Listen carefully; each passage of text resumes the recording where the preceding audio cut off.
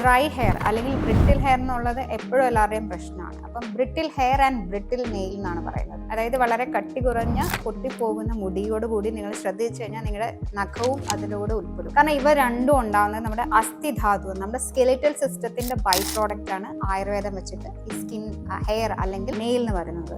അപ്പോൾ ഇതിന്റെ ബ്രിട്ടിൽനെസ് തന്നെ ആക്ച്വലി നിങ്ങളുടെ സ്കെലിറ്റൽ സിസ്റ്റത്തിന്റെ വീക്ക്നെസ്, സ്ട്രെങ്ത് കുറയലാണ് ബോഡി ഇൻഡിക്കേറ്റ് ചെയ്യുന്നത്.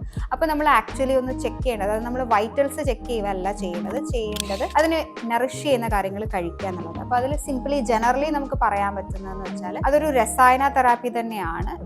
കറുത്ത എള്ള് നമ്മൾ ദിവസവും കഴിക്കുക എന്നുള്ളത്. അത് പലരിലും വ്യത്യസ്തമായിട്ടാണ് കൊടുക്കേണ്ടത്. ജനറലി നമുക്ക് പറയാൻ പറ്റും. അപ്പോൾ ഈ ബ്രിട്ടിൽനെസ് മാറാൻ അകത്തേക്കും കൂടെ നമ്മൾ ഓയിൽസ് കൺസ്യൂം ചെയ്യുന്നത് വളരെ നന്നായിരിക്കും. പുറമേ നമ്മൾ ആ പൊട്ടിപ്പോകുന്നതിന് എണ്ണ തേച്ചോ എന്ത് ചെയ്താലും കുറയില്ല. അകത്തേക്കും കൂടെ നമ്മൾ അതിനുള്ള സപ്ലിമെന്റ്സ് ഈ രീതിയിലുള്ള ഫുഡ് മെറ്റീരിയൽ ആയിട്ട് കഴിക്കുന്നത് വളരെ നന്നായിരിക്കും.